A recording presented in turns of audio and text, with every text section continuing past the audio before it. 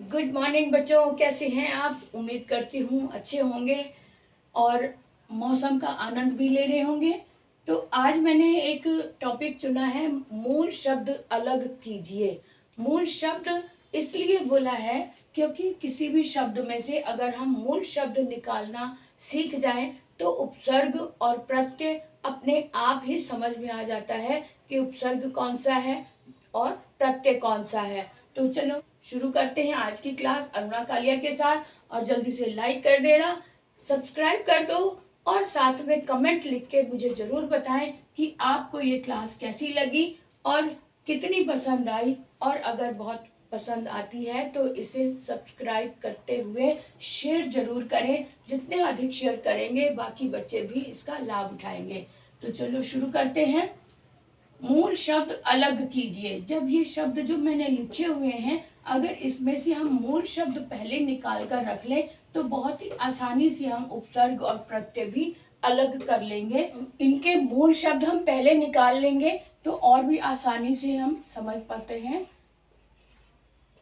इसका प्रसिद्धि में प्रसिद्ध मूल शब्द है, सुकर्मी में कर्म मूल शब्द है, सजीवता में जीव मूल शब्द है, बददिमागी में दिमाग मूल शब्द है,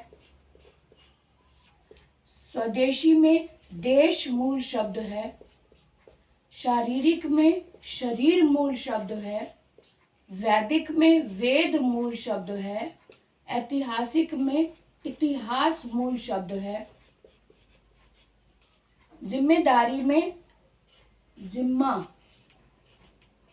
ये उर्दू का शब्द है, जिम्मा मूल शब्द है, सहयोगी में योग मूल शब्द है।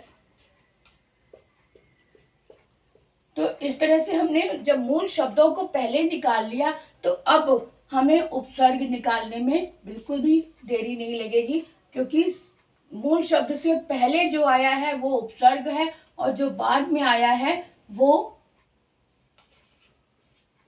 प्रत्यय है। यहाँ पर क्योंकि छोटी ई लगा है तो छोटी ई ही इसमें प्रत्यय होगा। तो प्र उपसर्ग है, सिद्ध मूल शब्द है। इसी तरह से कर्म में सु उपसर्ग है, कर्म मूल शब्द है और ई प्रत्यय है, बड़ी ई। इसमें यहाँ पर स उपसर्ग है, जीव मूल शब्द है और ता प्रत्यय है। बद, यहाँ पे बद उपसर्ग है, दिमाग दिमाग दिमाग अगर मूल शब्द है तो बद उपसर्ग है, दिमाग मूल शब्द और ई प्रत्यय है। स्वदेशी में देश मूल शब्द है तो स्व उपसर्ग है और उपसर्ग अगर स्व है तो ई प्रत्यय हो गया। शारीरिक में उपसर्ग कोई नहीं है इसलिए इसके कॉलम को खाली छोड़ देते हैं, शरीर और इक प्रत्यय हो गया। वैदिक में वेद, यहाँ पर भी कोई उपसर्ग नहीं है तो वेद मूल शब्द है और इक प्रत्यय है। इतिहास में भी उपसर्ग कोई नहीं है, इतिहास और इक प्रत्यय। यहाँ पे गैर जिम्मेदार, तो यहाँ गैर उपसर्ग है, जिम्मा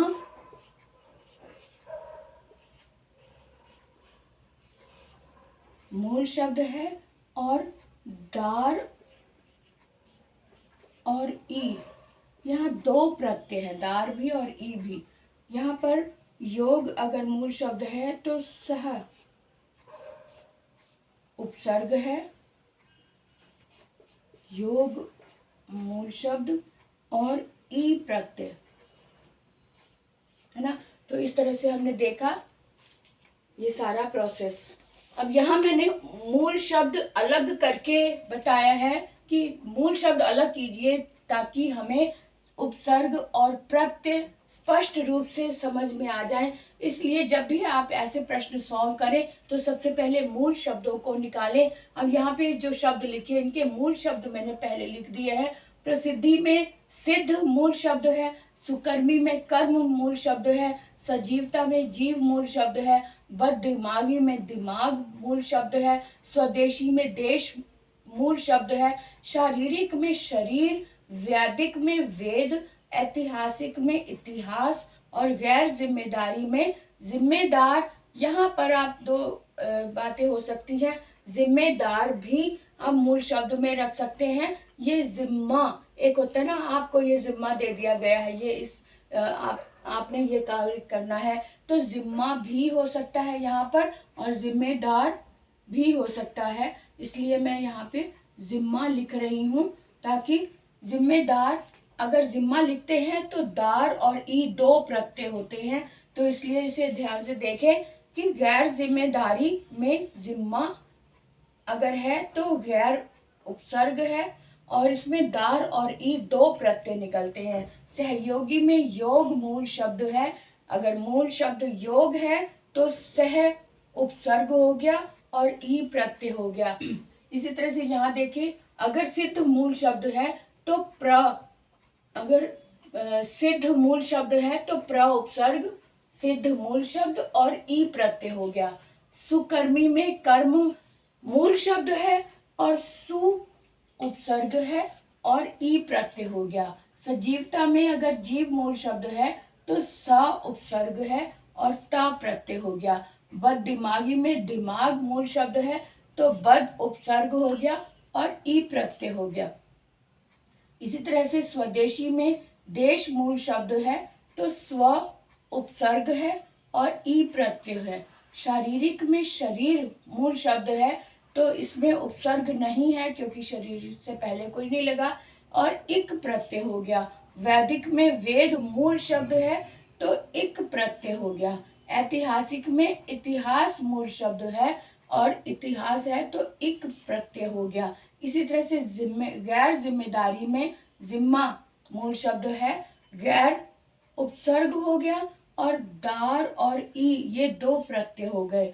सहयोगी में योग मूल शब्द है तो सह उपसर्ग हो गया और ई प्रत्यय हो गया। इस तरह से हमने जब मूल शब्दों को पहले से निकाल लिया, पहले से समझ लिया, तब उपसर्ग भी हमें समझ आ गया क्योंकि मूल शब्द से पहले जो लगा है वो उपसर्ग हो गया और बाद में जो लगा है वो प्रत्यय हो गया।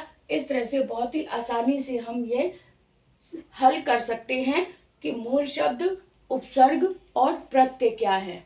तो इस तरह से आज के प्रोसेस को समझते हुए आज के वीडियो को यहीं विराम देते हैं। आगे बढ़ते हैं, अगले वीडियो की तैयारी करते हैं और तब तक के लिए बाय बाय, राम राम।